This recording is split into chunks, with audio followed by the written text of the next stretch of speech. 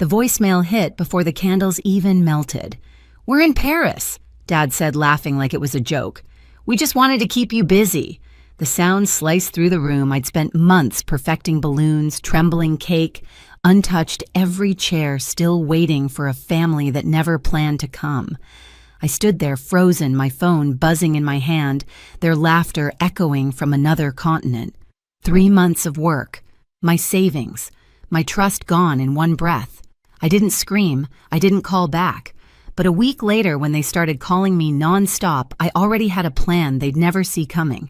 I grew up in Columbia, Missouri, the kind of town where family dinners meant everything. At least that's what I used to believe. My name's Maya Brooks, 24, the dependable one. You can count on her daughter. I worked as an accounting clerk in a small local firm, 8 hours of spreadsheets, followed by another 4 hours planning everyone else's happiness. My parents called it helping out. I called it keeping the peace. 3 months ago, my little sister Addison turned 16. Sweet 16, her big milestone. I told myself it was my chance to make her feel special, maybe remind Mom and Dad that I mattered too. So I threw myself into planning the perfect night. I booked a cozy restaurant by the river, one with string lights and a soft jazz band.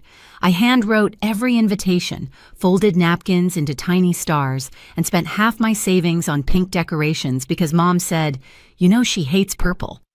Every day during my lunch break, I'd sneak calls to the manager whispering about menu details, while my boss glared over his computer.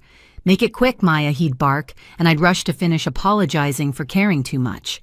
At night, my living room looked like a small event studio, balloons piled against the wall, the bins tangled around my desk, sticky notes everywhere.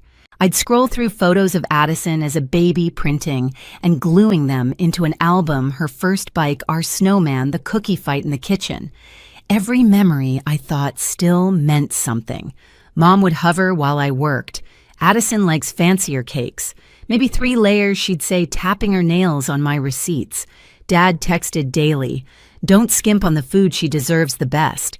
They never offered to pay. I didn't ask. That's what I did, fix, fund, and forgive. When I texted Addison for her opinion, she replied, "Cool, nothing else." Not a thank you, not even a question. I told myself it was just teenage attitude, but somewhere inside a small, quiet thought whispered, maybe they only notice me when I'm useful. The night before the party, I packed everything carefully, balloons, candles, the photo album wrapped in tissue paper. I imagined the moment she'd walk in, surprised and maybe, just maybe, grateful. The next morning, Mom called. Her voice was brisk. "Don't forget to confirm the restaurant one more time. Addison's counting on you. Counting on me." Those 3 words used to make me proud. That day, they just made me tired. I didn't know it yet, but they weren't counting on me at all. They were keeping me busy for something else entirely. The week leading up to Addison's birthday felt like walking on glass. Every time I thought I'd done enough, Mom found something new to fix. Change the flowers, pink roses, not carnations. Dad chimed in from the background, "Don't cheap out on the band Maya." "This is her big night," I nodded, even though every word meant another charge on my debit card. At work, my focus shattered. I'd sneak quick calls between client reports, checking orders and confirming times. My boss noticed. "Maybe plan your little party after hours," he said, not looking up. The humiliation stung, but I smiled anyway, like always. That weekend, I drove across town to pick up decorations. My car smelled like frosting and latex balloons. I turned up the radio just to drown out my thoughts. Family meant sacrifice, I reminded myself. And I'd always been the one to hold things together. When I got home, Addison was sprawled on the couch, scrolling through her phone. "Hey, I'm almost done with your party plans," I said lightly. She didn't look up. Cool. Just that one word. Cold detached, the kind that lands harder than an insult. Mom was in the kitchen flipping through glossy travel magazines. "Shouldn't you be helping me wrap presents?" I asked. She smiled without looking up. "You're better at these things, honey. I trust you." Trust. That word twisted. It wasn't trust, it was delegation. They trusted me to handle everything so they wouldn't have to. Over dinner, they talked about flights, restaurants, and museums. Not for Addison's birthday, though. I caught the edge of a sentence, something about Paris and tickets. I looked up, but Mom changed the subject instantly. "Don't forget to call the bakery tomorrow," she said too quickly. My gut tightened, but I brushed it off. They'd probably meant Paris Cafe, not Paris the city. That was the kind of faith I still had in them. The night before the event, I stayed up late packing centerpieces and gift bags, my eyes burning. I sent one last group text to confirm the time, Mom, Dad, Addison. No reply. I told myself they were busy. The next morning, Dad called. "Everything ready, yeah," I said. "Can't wait for you guys to see it." He paused just a beat too long. "Good job, kiddo." Then he hung up. It should have sounded proud. It didn't. It sounded like closure. That day at work, my coworker Tara dropped by my cubicle. "You look like you haven't slept," she said, handing me coffee. I forced a laugh. "Family stuff." She nodded slowly, the kind of nod people give when they've been there too. Sometimes she said quietly, "The ones you give everything to are the ones who take it all for granted." Her words stuck to me longer than I wanted to admit. That night, as I arranged candles one last time, I stared at the reserved for family sign on the main table. For the first time, I wasn't sure if that meant me anymore. By 6 o'clock, the restaurant looked perfect. Soft music floated through the room, pink balloons swayed under string lights, and the river outside caught the last of the sunset. The Happy Sweet 16 banner shimmered in the glow. I checked my phone, no new messages. Addison was supposed to arrive at 6 sharp. Mom and Dad promised to be there early. I took a deep breath and texted, "Here already, can't wait to see you guys." No response. The band tuned their guitars again, their polite smiles tightening. The server hovered near the kitchen door. "Would you like to start with drinks?" he asked gently. I shook my head, pretending to check something on my phone. 6:10, then 6:15. I called Addison, straight to voicemail. I tried Mom. Same thing. Dad picked up on the third ring. "Hey, Maya," he said, casual, almost cheerful. I could hear chatter in the background, foreign echoing. "Where are you guys?" I asked. A pause. Then laughter. "Oh, didn't we tell you we're in Paris?" The room tilted. I gripped the phone. "Paris." "Yeah," he said, like it was no big deal. "We just wanted to keep you busy while we planned something real for Addison." Then he laughed. That easy, careless laugh that made my throat close.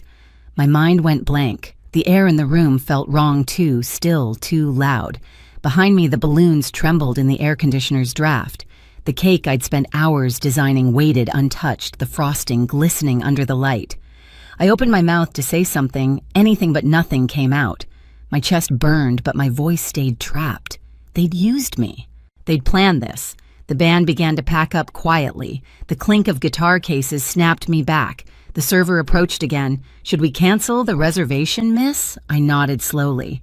"Donate the food," I whispered. "Please." He hesitated, pity flashing in his eyes, then nodded and left me alone. I walked to the table I'd reserved for my family, 6 empty chairs. I set the wrapped photo album in the middle, pictures of 2 little girls in snow boots, frosting on their cheeks, laughing under Christmas lights.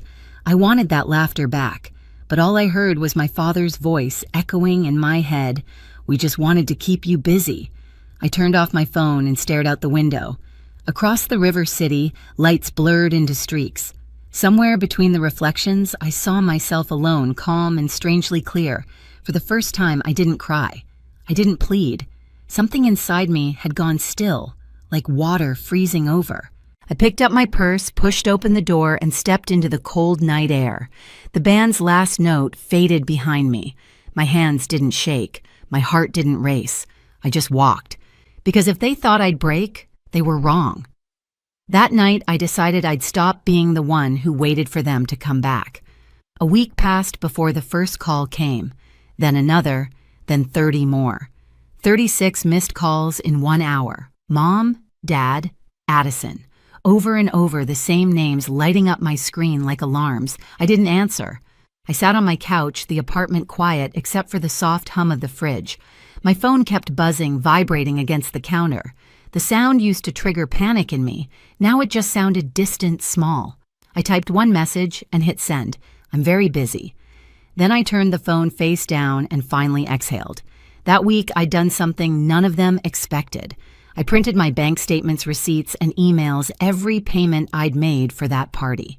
Restaurant deposit decorations, the cake, the band. All from my own account. Every dollar traceable. I slid them into a neat folder labeled in red for when they come knocking, because I knew they would. When they did, showing up at my door with tight smiles and fake shock, I was ready. Mom's voice went sharp first.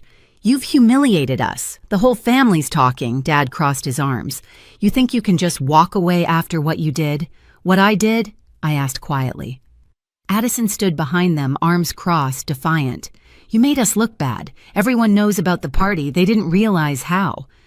2 days earlier, I'd sent one simple email to every relative, every neighbor, and yes, even Addison's friends. I attached photos of the empty restaurant, the untouched cake, the chairs set for people who never came. No captions, no rant, just the truth. The subject line read, "The party I planned alone." By morning, whispers had turned into wildfire. My parents' perfect image, devoted family doting parents, was crumbling. Cousins messaged me in disbelief.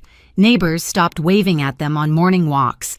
Addison's so-called best friends unfollowed her, their group chat screenshots spilling online. And me, I didn't gloat. I just worked. I drafted my resignation letter to the firm, 2 weeks' notice, no explanation. Then I opened an email from my best friend Tara. "The photography course I told you about still has a spot. You should take it." For the first time, I didn't hesitate. I applied that night. While Mom and Dad were busy defending themselves to everyone else, I was buying a one-way ticket to Portland. I'd found a cheap studio apartment near the art school, and Aunt Ellen offered me her spare room until I got settled. Every evening, I'd pack one more box, one more memory I no longer needed. The walls of my apartment started to empty, but my chest felt lighter than it had in years. The day before my move, they came again, this time with anger. Mom slammed a folder onto my table. "You stole money from our savings." I didn't flinch. I opened my own folder for when they come knocking and handed it to the officer standing behind them. He scanned the papers, glanced up at me, then at them. All expenses came from her personal account. "There's no theft here." Dad's jaw twitched. Mom stammered something about misunderstanding. Addison rolled her eyes. "Whatever. You're still dramatic." I smiled faintly. "Maybe, but I'm also free." When they left, the silence in my apartment felt different this time, not heavy, not lonely, just mine. That night, I packed my last box. On top of it, I placed my old camera, the one I'd buried in a drawer years ago. I wiped the dust off the lens, turned it toward the window, and snapped a photo of the city lights. The image came out blurry, imperfect, but real, just like me. By morning, my phone was buzzing again, dozens of missed calls. I didn't check who. I didn't need to. I brewed coffee, watched the steam rise, and smiled. They'd finally realized they couldn't reach me, not because I was gone, but because I'd stopped waiting for them to see me. The next time I'd hear that ringtone, it wouldn't make me flinch. It would remind me of how far I'd come. By the time my flight confirmation hit my inbox, the storm had already started to hit them. Mom's book club stopped inviting her. Dad's coworkers whispered behind his back about the Paris thing. Addison's friends posted cryptic quotes about loyalty and lies. Every notification, every call they sent my way was proof the truth had finally done what I couldn't speak for me. They called again that morning 12 times before breakfast. The phone buzzed across my counter, a steady, desperate rhythm. I poured my coffee and let it ring. They left voicemails switching tones like radio stations. Mom first. "Maya, please let's talk. Families fight, but we forgive." Then Dad.